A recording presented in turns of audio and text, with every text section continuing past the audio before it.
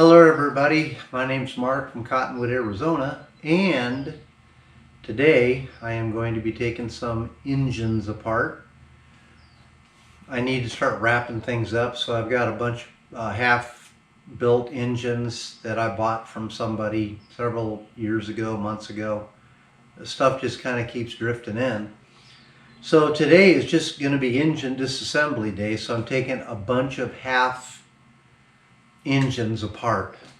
So it is the 27th day of May 2025, and so keep posting these videos. I know there's people out there that have questions about Corvairs, and I will post my email address in the description here, so you can contact me if you have any questions about Corvairs or Corvair engines. So without further ado, let's get to the engine disassembly. This is Mark. Get out there and enjoy your Corvair. Well, you can kind of see what I'm up against. This is a completely rebuilt 140 that I built for a customer, and they are taking delivery of that motor. So I need to put it on a stand and make sure that everything is okay, compression, oil pressure, make sure the lifters are pumped up, whole 9 yards.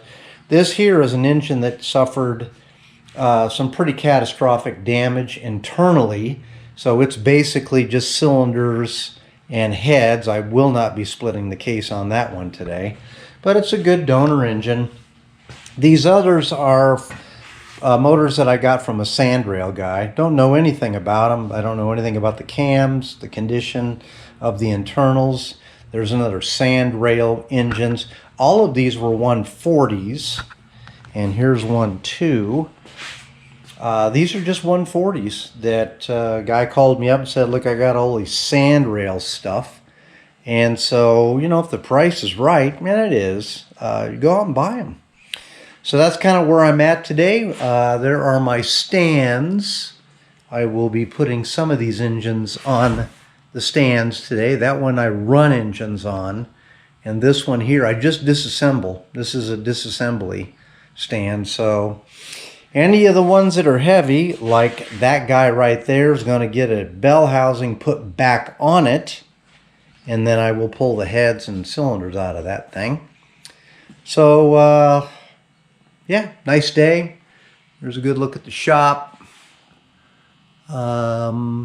Just nice day. Yeah, there's a toolbox, there's a stack of heads, just more stuff. So, this is Mark from Cottonwood, Arizona, and like and subscribe if you would, and keep these videos coming to you. Okay, next step is to inspect the cases, make sure that we don't have any damage on any of the journals. All the threads look good. So far I don't see anything wrong. This crankshaft looks like it was just left in a shed. So crank gear looks good. I obviously got the rust going here from it just sitting in a shed. But that looks like a good turnable crank. I don't see any reason why it wouldn't be. Look at that journal right there. That's what happens when you leave them in a shed without rods on them. So anyway, one down, and what do we got? 4 more to go. This is Mark.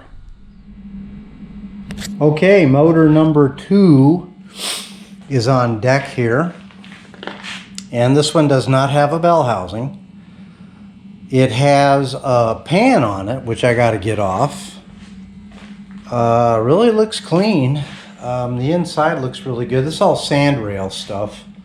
So who knows where these motors have been and where they've been in the RPM range. But this is an RN, which is a 140 power glide. So it may have the special crank gear back here. I'm not 100% sure.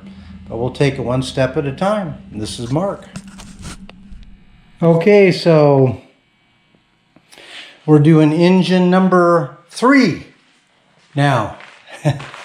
So basically what I decided to do was flip this guy up on its top so I can get the pan. Hopefully there's a oil pickup in there. There's a bolt that needs to be undone there. I can get the bell housing, and from this side I can get the end cover, rear cover, get that off of there, and then get to those block bolts there and split a case and pull a crank and a cam out of there. This looks like a 140 Power Glide engine. And so it's probably got that, I don't know, 4 or 5 degree retard situation. Probably 889 cam in there, which is 95 cam, but they try to speed up a little bit by retarding the crank, which advances the cam. So, inside my nice air-conditioned shop here today, just taking motors apart, getting ready to run one. It's looking pretty darn good. This is Mark. Get out and enjoy your Corvair. Okay, engine number 4. And this one I'm just probably going to just be getting heads off of, because if you look in there, there's a video I made about this thing just coming apart. So the engine ain't really rotating, and I'm doing pretty good on cylinders, but the bottom end is junk. So just get the heads, maybe I can slide off some cylinders, and it's going to the scrapper. So this is Mark. Let's see, we got the pan off of there. Yeah, you can see the hole that thing left. So anyway, it looks like I'm going to be able to knock all of these engines down, and all I got left to do is put this 140 on test stand for customer. This is Mark. Get out and enjoy your Corvair. Okay, so Tuesday comes to an end. So this is what I was able to get off of that engine. You can see it's pretty messed up, but I'm not going to worry about trying to get all those rods and stuff off of there. I'm doing pretty good. This cylinder ain't coming off because it tossed a rod on that cylinder. But I got some cylinders, got heads. There's just some steel going to the scrapper right there. And there's more steel going to the scrapper. And I'm going to take a look at that. I'm trying to clean off some of these cases before I stash them. Cams were no good. Those cylinders are good. Exhaust manifold's no good. There's some steel here, and steel's starting to pay again, so I'm not in a big hurry to get rid of the steel. So I rinsed off all the nuts and bolts. These cases came out pretty clean. These still got to go into the tank, do a little bit of cleaning there. That's junk, had some problems with it. But all in all, I got some pretty decent stuff. And I'm looking forward to getting this 140 on the stand and getting it to run. I built it, stashed it, and I'll put it back on the stand and we'll make it run. This is Mark.